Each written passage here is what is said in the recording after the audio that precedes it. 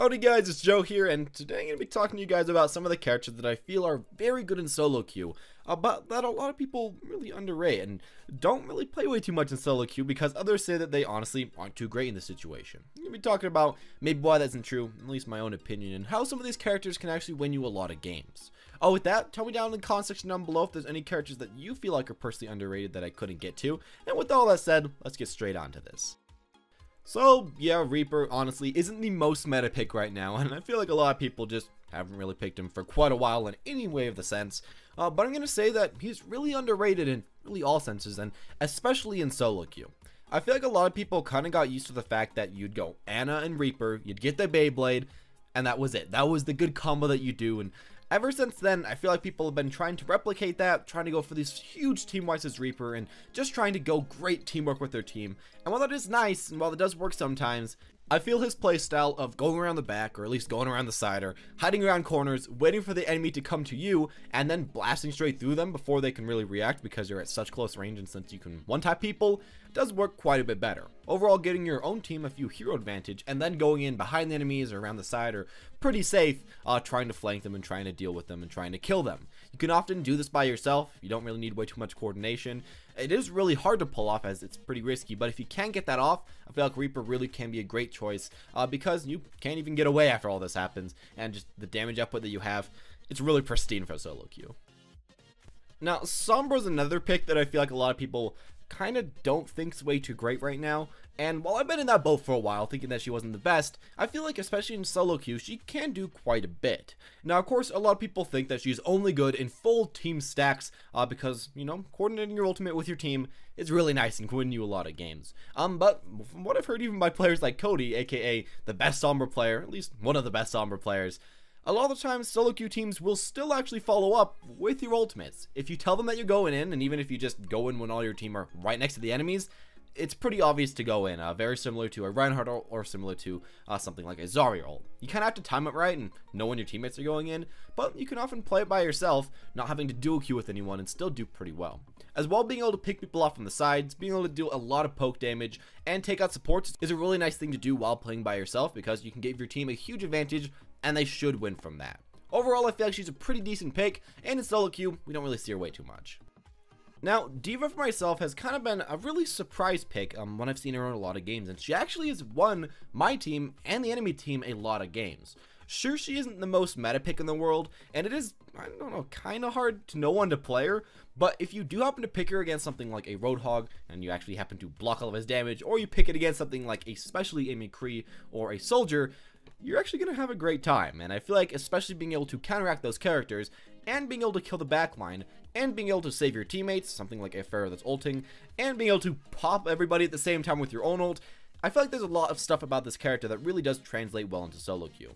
Of course, being very tanky, not dying way too often, and not being as reliant on your team as well helps. And overall, I feel like her general kit and play style, being able to kill people while being tanky, while just supporting everything that your team really does need, it's a nice thing to show off, and even though she might not always be the strongest, simply what her strengths are right now work really, really well while you're playing by yourself. So kind of as a counteractment of the last picks, I'm going to talk about Reinhardt, and I feel like a lot of people are like, what the heck, everybody picks Reinhardt, everybody knows that Reinhardt's a good character. I'm going to say, yeah, that's of course very true, Reinhardt is very good, but I feel like a lot of people kind of underestimate how strong he can be while playing solo.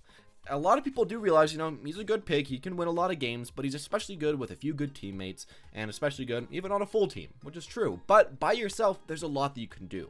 You have a lot of pick potential with your shift, with your E, and even just with your damage. Of course, you can protect your team very well. You can essentially pick where your team goes, pick engagements, pick disengagements.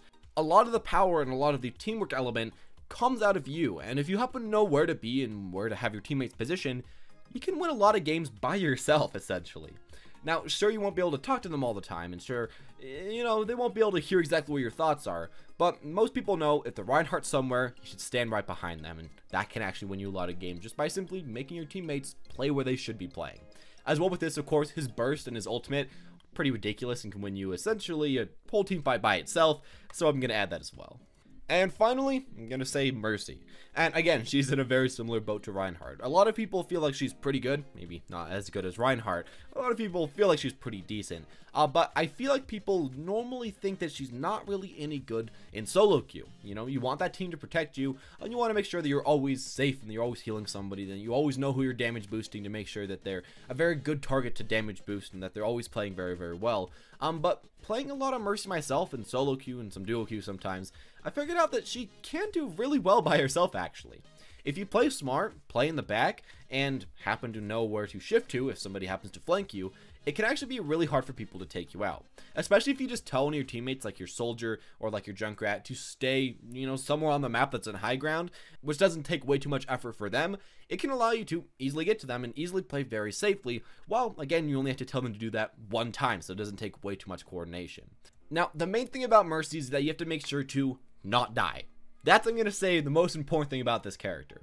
If you can stay healing, maybe not for as consistently as someone like Anna, but still not die because you have height advantage or because you're jumping around between your teammates or because you have your own self-heal, anything like that, it can make so that your team can pretty much make you single-handedly win them the game. If your team has healers or a single healer and their team's healers are dead, you're probably going to win that team fight. A lot of team fights I've gone into, you can just simply win by being alive.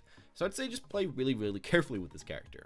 Of course, as well, staying alive does feed straight into her ultimate, which I'm going to say is probably the best solo queue ultimate in the entire game, if you know how to really use it, and if you know how to not die yourself. Again, one of her best skills that you have to learn.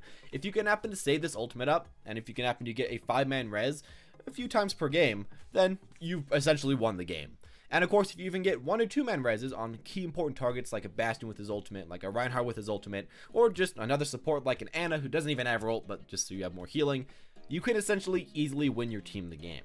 Of course, it doesn't sound as great as some other characters. You know, you can't get immediate burst on people, you can't strike through people like Soldier, but simply by keeping people alive and by making so that your team is still there for the whole team fight, it can win you a lot of games. And I feel like a lot of people kind of underrate how important that can be, and of course underrate how powerful a resurrection can be to winning team fights, even if it only saves 1 or 2 people.